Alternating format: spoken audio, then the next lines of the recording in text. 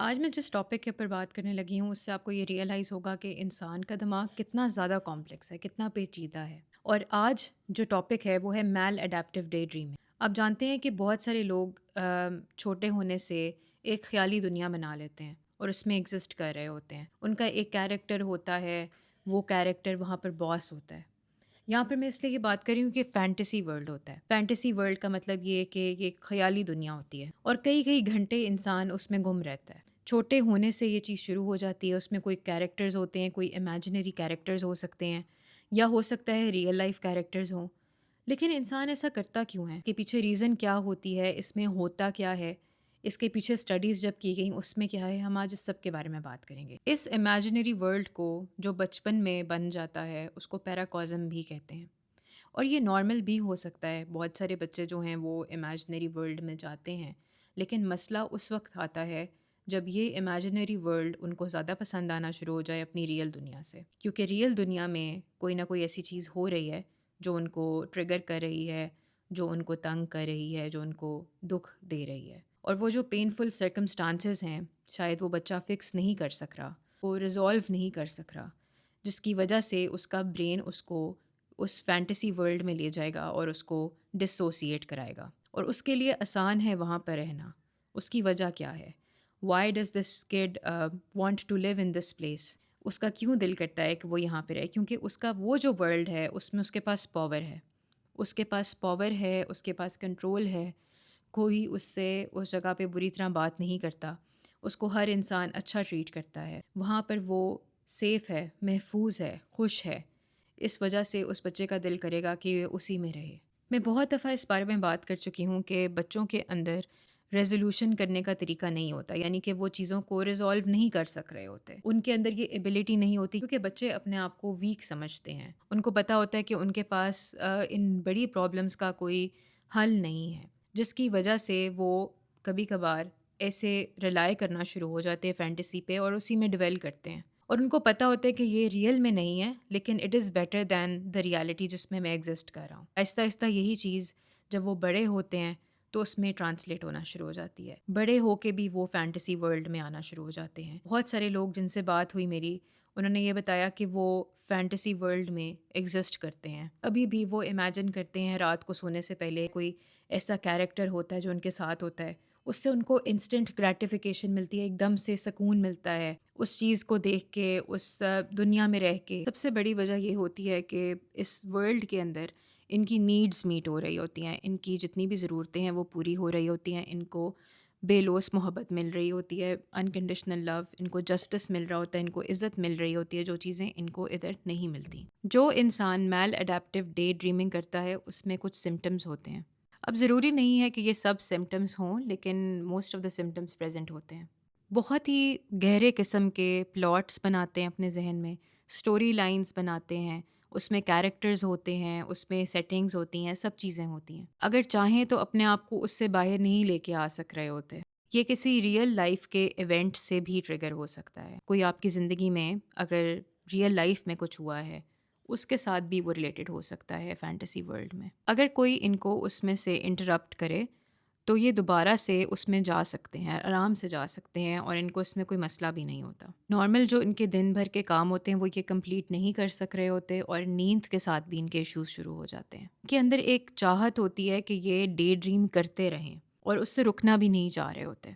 अच्छा, इनके अंदर बहुत डिफरेंट किस्म की मूवमेंट्स भी हो सकती हैं, स्मैकिंग मूवमेंट्स, हाथ हिलाना, कुछ भी इस तरह की चीज़ हो सकती है जिस टाइम पे ये डे ड्रीम कर रहे होते हैं। और उसमें चेहरे के भी कुछ एक्सप्रेशंस होते हैं जो कि इनके चेंज होते हैं। जब रियल लाइफ के सर्कमस्टांसेस डेंजरस होते हैं तो ये लोग इस फैंटेसी वर्ल्ड में रहना ज़्यादा पसंद करते हैं और यही चीज़ इनकी डिफ़ॉल्ट सेटिंग होती है। जैसे एक आपने मशीन खरीदी, वो एक सेटिंग के साथ आई है, उसी तरीके से ये फैंटेसी वर्ल्ड में रहना इनकी एक डिफ़ॉल्ट सेटिंग बन जाती है। कुछ लोगों को पता भी नहीं होता कि वो इस तरह से करते आ रहे हैं और जब वो इसके बारे में पढ़ते हैं या जब वो इसके बारे में जानना शुरू करते हैं तो उनको पता चलता है कि वो तो मैल एडेप्टिव डे ड्रीमिंग कर रहे थे जब से वो छोटे थे। जब इसके ऊपर स्टडी की गई सबसे पहले 2002 में हुई थी, जिसके अंदर एक मैल एडेप्टिव डे ड्रीमिंग स्केल बनाया गया था। उसमें ये पता चला कि ये एक एडिक्शन की तरह होती है। इससे हट भी नहीं सक रहे होते, इससे निकलना बहुत मुश्किल हो रहा होता है उन लोगों के लिए जो कि कॉन्स्टेंटली डे ड्रीम कर रहे होते हैं। लेकिन अभी मैं आपको ये बताऊंगी कि ये कुछ कंडीशंस के साथ एग्जिस्ट करता है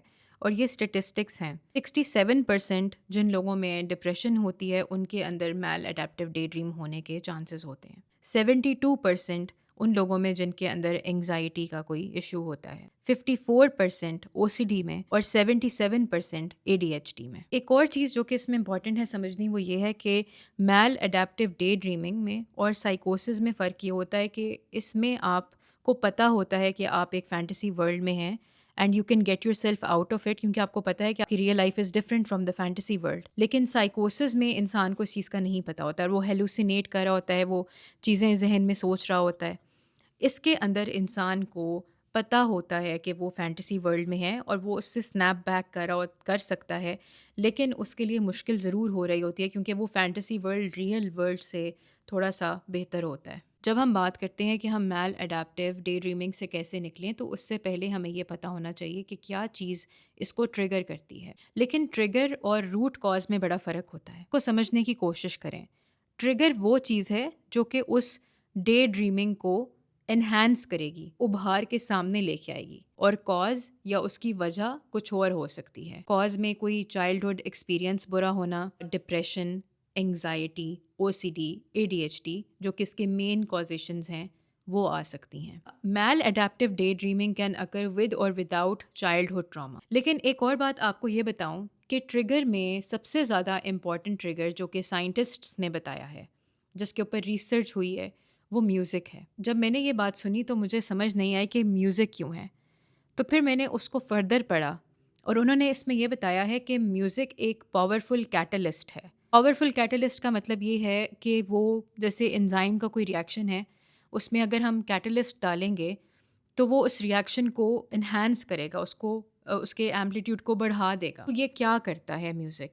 म्यूज़िक इन्हांस करेगा the depth, emotion and creativity of day dreams. यानी कि जितनी गहराई से आप डे ड्रीम करते हैं, जितना ज़्यादा जज्बाती तौर पे आप डे ड्रीम करते हैं और जितनी क्रिएटिविटी उस डे ड्रीम की होती है, म्यूज़िक उसको इन्हांस करता है या आपके दिमाग के अंदर उसी तरह के चार्ज्ड नैरेटिव्स निकालता है जो कि डे ड्रीमिंग को ट्रिगर करते हैं। इसकी वजह से म्यूज़िक को कहा गया है कि म्यूज़िक जो है वो इसको इन्हांस करता है। फिर मैं रेडिट पे गई और रेडिट पे जाके मैंने लोगों के एक्सपीरियंसेस पढ़े, बिकॉज़ जब आप रिसर्च करते हैं आपको देखना पड़ता है कि लोग क्या कह रहे हैं। उसमें एक इंसान ने कहा कि मैंने अपने हेडफोन्स जो थे वो कहीं छुपा दिए थे, क्योंकि जब मैं म्यूज़िक किसी किस्म का सुनता था तो उसकी वजह से मुझे ये दोबारा से डे ड्रीमिंग वाले ख़्यालात आते थे और मैं डे ड्रीमिंग में जाता था। एक और ट्रिगर जो है वो बोर्डम है, यानी कि बोर होना, बैठे रहना, कुछ ना करना, कुछ होना ना करने के लिए, लोनली रहना, लोगों से बात करने का दिल ना करना। अब अगर आप इसको रिलेट करें तो ये वही चीज़ें हैं जो डिप्रेशन में हो रही होती हैं। और इसी तरीके से इंस्पिरेशन फ्रॉम टीवी शो, आपने कोई टीवी शो देखा, थोड़ा सा कोई अच्छा टीवी शो आपने देख लिया और आपने उसके किसी कैरेक्टर को अपने साथ जोड़ना शुरू कर दिया अपने फैंटेसी वर्ल्ड में। फिर एक और चीज़ बताई गई कि distraction from real life problems, आपकी ज़िंदगी में कोई भी प्रॉब्लम चल रही है, कोई भी इस तरह की चीज़ हो सकती है, एग्ज़ाम्स आ रहे हैं, कोई मुश्किल लम्हा चल रहा है, उससे डिस्ट्रैक्ट करने के लिए भी इंसान उसमें जाता है। तो ये कॉज़ और ट्रिगर दोनों एक ही तरह हो गए। ये चीज़ें बताती हैं कि इंसान का दिमाग बहुत कॉम्प्लेक्स है और हमें पता भी नहीं हो रहा होता कि हम बहुत सारी ऐसी चीज़ें कर रहे होते हैं जो कि हमें हार्म पहुंचा रही होती हैं। अगली बात जो आपको समझने की ज़रूरत है, और ये कुछ पॉइंट्स हैं जो आप हमेशा याद रखिएगा, आप इस वीडियो पे वापस आ सकते हैं। सबसे इम्पॉर्टेंट चीज़ कि आपने फोकस नहीं करना होता उस शेम पे। बहुत ज़्यादा लोग जो होते हैं वो जब डे ड्रीमिंग करते हैं या मैल अडेप्टिव डे ड्रीमिंग करते हैं तो वो अपने डॉक्टर या अपने थेरेपिस्ट को ये बताना नहीं चाह रहे होते कि वो मैल अडेप्टिव डे ड्रीमिंग करते हैं, क्योंकि उनको लगता है कि इसमें शर्मिंदगी है। You have to let go of that shame in order to get better. दूसरी चीज़ ये रियलाइज़ करना कि आप एकदम से इससे बाहर नहीं निकल सकते, इसमें टाइम लगता है। आपको थोड़ा सा चीज़ों को ठीक करने के अंदर, कि हर चीज़ में एक डिसिप्लिन की ज़रूरत है, इसको ठीक करने के लिए भी आपको डिसिप्लिन चाहिए हो, and therefore it will take you some time. एक इंस्टेंट में ये ठीक नहीं होगा। तीसरी बात ये कि वो शायद मेरी पहली बात को कॉन्ट्राडिक्ट भी कर दे कि बिल्कुल अपने ट्रिगर्स को अवॉइड कर देना क्या आपकी डे ड्रीमिंग को ख़त्म करेगा? मेरे ख़्याल में नहीं। क्योंकि अगर आपकी वो कॉज़ उधर ही है जिसकी वजह से आप डे ड्रीम कर रहे हैं, तो आपको क्या लगता है कि वो चीज़ें ठीक होंगी? आपको अपनी कॉज़ के ऊपर काम करना पड़ेगा। जिस वजह से आप डे ड्रीम कर रहे हैं, उसके ऊपर काम करना पड़ेगा। ये रियलाइज़ करना पड़ेगा कि सिर्फ़ ट्रिगर्स को हम हटा दें तो डे ड्रीमिंग ख़त्म हो जाए, ये हो सकता है, लेकिन जब तक आपकी कॉज़ ख़त्म नहीं होगी, जब तक वो वजह ख़त्म नहीं होगी जिसकी वजह से आप उसमें गए, आप जब तक उस चीज़ को सॉल्व नहीं करेंगे, तो आप डे ड्रीम करते रहेंगे। और चीज़ समझें कि जब आप डे ड्रीम करना शुरू करते हैं, उस टाइम पे आपका पूरा टाइम उसमें स्पेंड हो रहा होता है। आप अपने काम छोड़ देते हैं, आपकी सोशल लाइफ भी शायद ख़त्म होना शुरू हो जाती है, आपकी कोई हॉबीज़ नहीं रहती। तो जब आप डिसिप्लिन के साथ दोबारा वापस आने की कोशिश करेंगे अपनी रियल लाइफ में, अपनी रियल लाइफ की जो प्रॉब्लम है उसको हल करने की कोशिश करेंगे, उसको अवॉइड नहीं करेंगे जिसकी वज़ह से आप फैंटेसी वर्ल्ड में थे, तो आपकी ज़िंदगी थोड़ी-सी मुश्किल होगी कि you will have to face all of that. और उस टाइम पे वो जो एक वॉइड क्रिएट हुआ था, जिस टाइम पे आप डे ड्रीम करते थे, उस टाइम पे आप शायद कोई हॉबीज़ करते, वो वॉइड आपको हॉबीज़ से फ़िल करना पड़ेगा। कोई ना कोई काम ढूँढना पड़ेगा जो आप करें,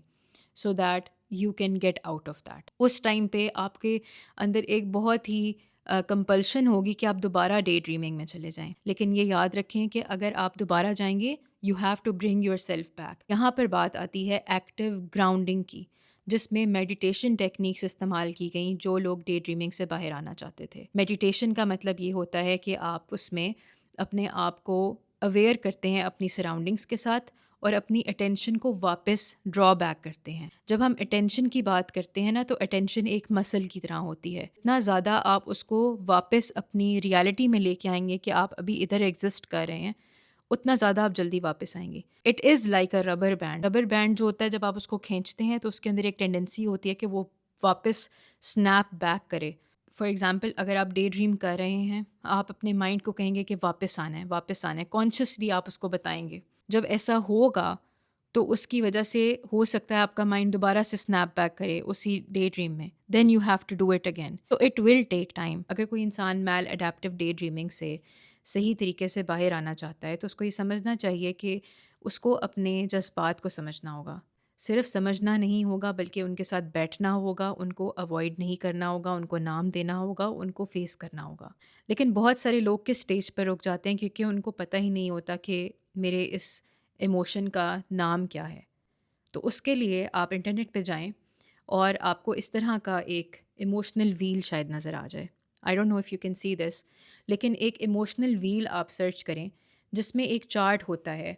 बेशक इसको आप प्रिंट आउट करा लें और अपने पास रख लें। अपने इमोशंस को ट्रैक करने की कोशिश करें। एक डायरी बनाएं और आप लिखें। फॉर एग्ज़ाम्पल, आप इस टाइम पे कैसा महसूस करें, क्या आप रिलैक्स्ड हैं, में बहुत सारे इमोशंस हैं। आप उन चीज़ों को लिखने की कोशिश करें और अपने आप को समझने की कोशिश करें, उस मोमेंट में रहने की कोशिश करें। जितना ज़्यादा आप एस्केप करेंगे उस मोमेंट से, उतना ज़्यादा आपके लिए मुश्किल होगा वापस आना और आप दोबारा से स्नैप बैक कर देंगे। ये समझें कि डे ड्रीमिंग एक एडिक्शन की तरह है और इससे निकलने के लिए डिसिप्लिन की ज़रूरत है। इसके साथ साथ आप मेडिटेशन करें।